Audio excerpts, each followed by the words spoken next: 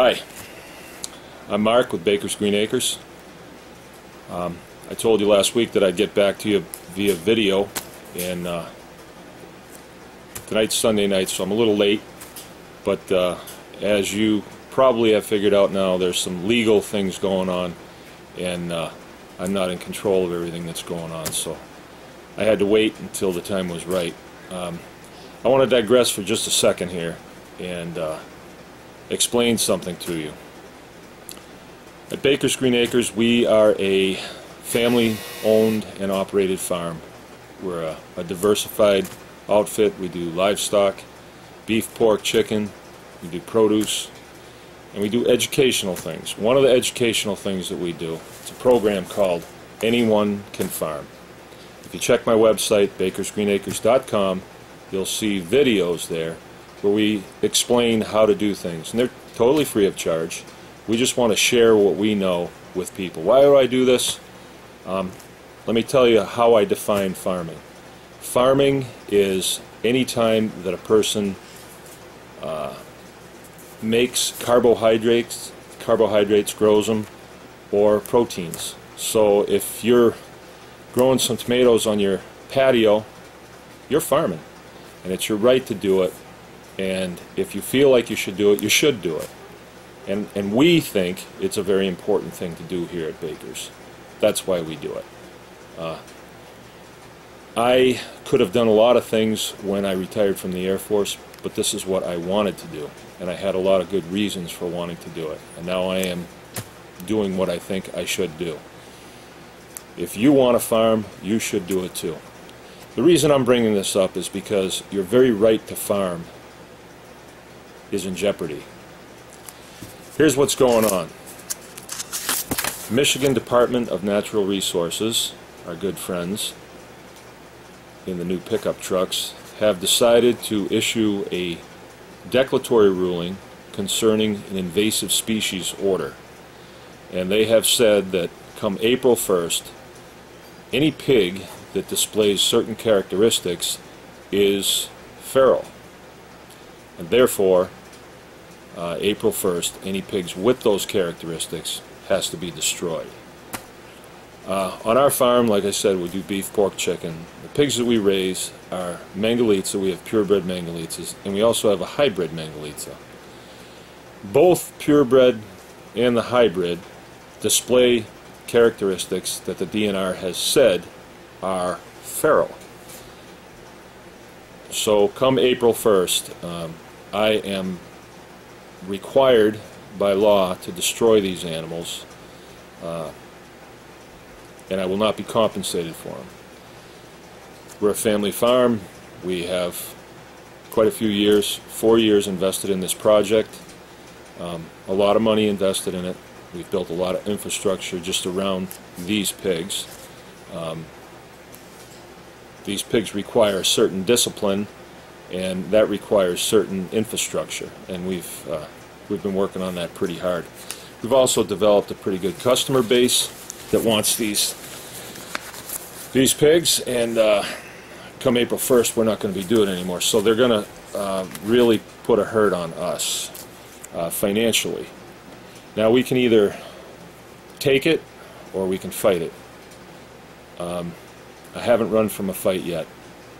Maybe I should have a couple of times, but I'm not running from this one either. We are going to sue the DNR right here in Missaukee County. That's the county I live in. I am working with Michigan Animal Farmers Association. It's an outfit that includes farmers from all levels. Most of them are swine people, pig people, but there are some that are deer people. If the DNR gets away with this and they can declare one of my farm animals as an invasive species, what is going to hold them back from declaring somebody who likes to raise buffalo an invasive species, or somebody who likes to raise a certain type of chicken out on the field an invasive species? So this cannot stand and should not stand, and if we have anything to do about it, it will not stand. Michigan DNR is working heavily with the Michigan Pork Producers Association. And I will ask this question so you don't have to, but is who will benefit from this declaratory ruling? I believe it's pronounced cui bono. Who benefits? You find out who benefits and you can figure out what's going on. Now there's a lot of us that are growing pigs out on pastures and coming up with a pretty decent product, and I think we're cutting into their action.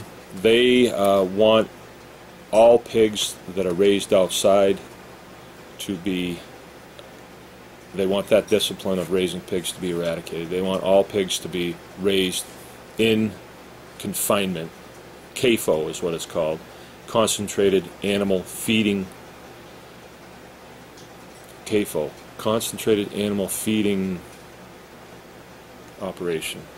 CAFO, all right. But what they are is they're huge hog houses, and they cram pigs in there, and all the pigs can do is eat, get a drink, and sleep. They don't get to push the dirt around. They're on slatted floors that are made out of heavy-duty plastic. Their manure goes through. They wash the floors down constantly, so the pigs are always kind of wet. And pigs that are in that environment, they have to cut their tails off because they get so frustrated they start cannibalizing each other. And if one of the pigs goes down, they really cannibalize them. It's a terrible way to exercise husbandry over animals. It's terrible. And they're saying that the way we raise pigs is incorrect because they contend that our pigs escape, and when they escape they become feral out in the woods, and they're doing all kinds of damage all across Michigan. They've said that there's about 5,000 feral hogs roaming around the countryside in Michigan, and I find that hard to believe. I find that hard to believe. If I want to watch a zebra having a baby, I can go on YouTube and I can see it. When I put in feral hogs onto YouTube, Michigan feral hogs, I see hogs, but I see fences too. That means they're behind fences. That indicates that they are domesticated. An animal that's on my side of the fence is under my direct supervision. That means it's domesticated. One that's on the other side of the fence that lives out in the woods, that is a feral hog. Now, if there was a problem, we believe this was dealt with a year ago when the Michigan legislature came out and said, okay, here's the answer to your problem. Any feral hogs that anybody sees, they can shoot them on sight. Last year, there were over 2 million deer taken in this state. 2 million. That means there was 2 million guns out in the woods. There was 2 million men out in the woods. You know how many pigs were taken? 42. 42. That is not 5,000 pigs in the woods.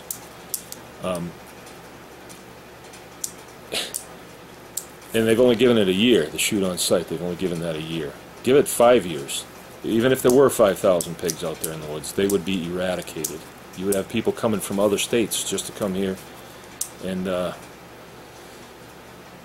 drink our beer and shoot our pigs. You know, that's what you'd have.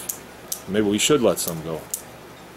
Anyway, the whole thing is ridiculous, and we are going to court to fight this. We're not just fighting this for Baker's Green Acres. We're not just fighting this for our pig. We're fighting this for the right to continue farming the way we see fit. Family farms, the local food movement is very important to us. We raise animals, we raise produce, and we sell them directly to our customers. Now, if you are a customer, or if you are a restaurant, someone who benefits from the work that local farms do, you have a scrap on your hands too. This isn't just about swine.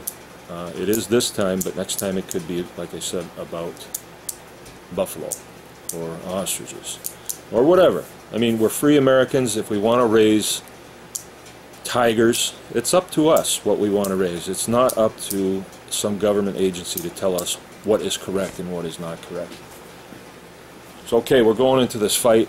I don't need to tell you that these fights aren't won with signing petitions or pats on the back or I'm thinking about you. No, this is going to be fought with dollars and cents. We have to hire lawyers and we have to hire lobbyists. We have one. We have a lobbyist down in Lansing. And this costs dollars. All right? We're setting up a legal defense fund. It's going to be Baker's Green Acres Legal Defense Fund. And we need your dollars. All right?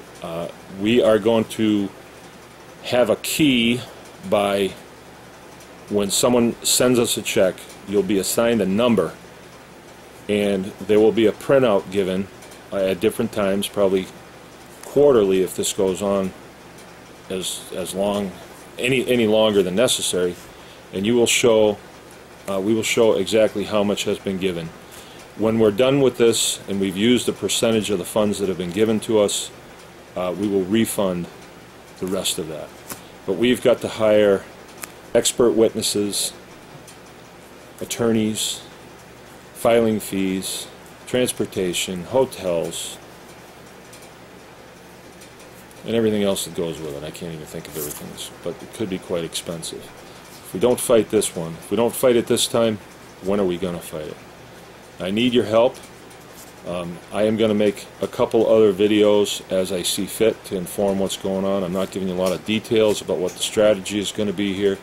I have received many phone calls and emails from friends, friends of friends, and even from people that don't even know me but know about what's going on, wanting to help. Well, this is how you can help. We need dollars. We need dollars. American dollars. All right, we're going to put our address on the, I don't know, Jill put it someplace on there we'll be able to see it. She'll post this.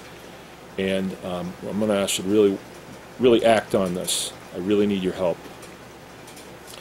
Thanks, and remember, anyone can farm. Good night.